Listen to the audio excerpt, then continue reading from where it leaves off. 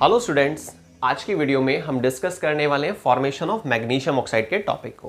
किस तरीके से आप बहुत आसानी से मैग्नीशियम ऑक्साइड की फॉर्मेशन दे सकते हैं, क्योंकि ये क्लास 10th और 9th के लिए बहुत ही इंपॉर्टेंट टॉपिक है। और अगर आप इस टॉपिक को क्लियर करना चाहते हैं, आप समझना चाहते हैं कि किस तरीके से हम मैग्नीशियम ऑक्साइड की फॉर्मेशन बना सकते हैं, अगर आपको वैलेंसी अच्छे से मालूम है तो ठीक है। तो वीडियो को बिना स्किप करके शुरू से लास्ट तक देखिएगा। मेरा नाम तुषार भारद्वाज और ये आपका अपना फेवरेट चैनल साइंस वर्ल्ड। चलिए स्टार्ट करते हैं आज की वीडियो का topic, formation of magnesium oxide. देखिए, मैग्नीशियम ऑक्साइड की फॉर्मेशन को देने के लिए आपको दो चीजें मालूम होनी चाहिए, मैग्नीशियम का एटॉमिक नंबर और ऑक्सीजन का एटॉमिक नंबर। ठीक है, मैग्नीशियम का एटॉमिक नंबर होता है 12।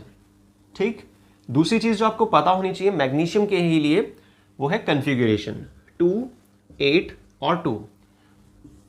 सेकेंड चीज जो आपको मालूम होनी चाहिए वो है ऑक्सीजन का एटॉमिक नंबर। ऑक्सीजन का एटॉमिक नंबर कितना होता है? 8। कॉन्फ़िगरेशन कितनी होती है? 2, 6। ठीक है, अब याद रखिएगा कि मैग्नीशियम में वैलेंस इलेक्ट्रॉन कितने हैं? 2। और ऑक्सीजन में वैलेंस इलेक्ट्रॉन कितने हैं? 6। ठीक है, तो मैग्नीशियम के पास 2 एक्स्ट्रा इलेक्ट्रॉन है, वैलेंस इलेक्ट्रॉन जिनको बोलते हैं, और ऑक्सीजन के पास कितने हैं? 6 हैं। लेकिन यहां पर 2 की कमी है और यहां पर 2 एक्स्ट्रा हैं, तो इसीलिए यहां पर एक प्रॉपर बॉन्ड बनेगा।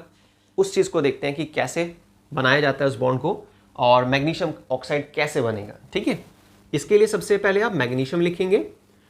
मैग्नीशियम के नीचे इसकी कॉन्फ़िगरेशन 282। कितने एक्स्ट्रा है? यहां पर 2 इलेक्ट्रॉन एक्स्ट्रा है।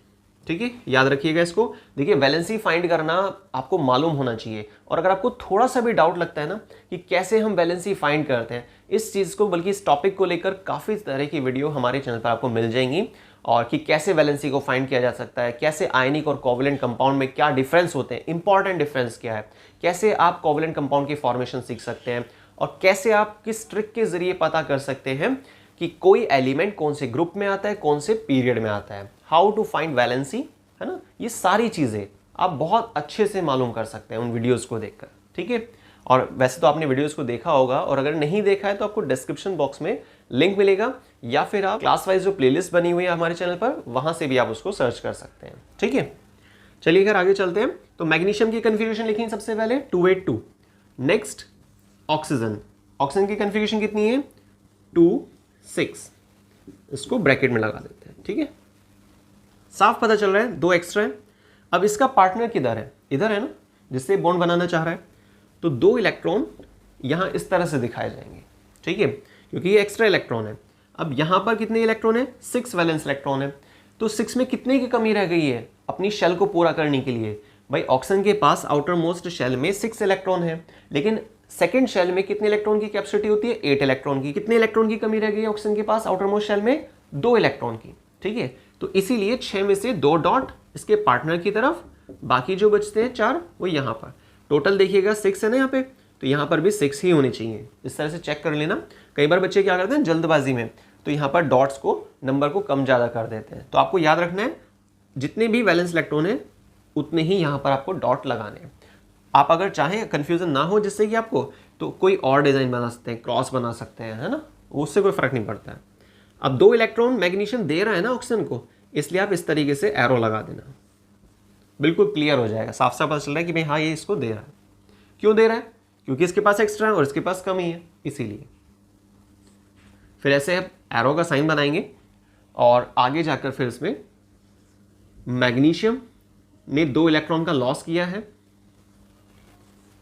और ऑक्सीजन ने 6 इलेक्ट्रॉन तो उसके पास थे, 2 इलेक्ट्रॉन लिए हैं। ठीक है, तो वैलेंसी कितनी? -2। ऑक्सीजन की वैलेंसी कितनी होती है? -2 होती है। यहां पर आप कॉन्फ़िगरेशन भी डाल सकते हैं 2, 8। अब ये स्टेबल हो गया है ना, सेम इसी तरीके से 2 और 8 ये भी स्टेबल हो गया। क्लियर हो गई बात। तो ये मैग्नीशियम ऑक्साइड की फॉर्मेशन थी, जिसको आप बहुत आसानी से, अगर आप देखिए प्रैक्टिस करेंगे ना, तो क्वेश्चन कोई भी हो बहुत आसानी से हो जाता है। लेकिन मैंने आपको पहले भी बहुत सारी वीडियोस में समझाया कि भाई क्वेश्चन की प्रैक्टिस करने वो भी इंपॉर्टेंट होती है, ऐसी बात नहीं इंपॉर्टेंट नहीं है, लेकिन उससे कई गुना इंपॉर्टेंट है चैप्टर का पढ़ना। ठीक है, चैप्टर को रिवाइज करना मैक्सिमम बार। अगर आपके पास थोड़ा भी टाइम बचता है तो आप कोशिश कीजिए चैप्टर को 4 से 5 बार रिवाइज कीजिए। ठीक है, टॉपिक्स बहुत अच्छे से क्लियर हो जाएंगे, उसके बाद फिर आप क्वेश्चन कर पाएंगे।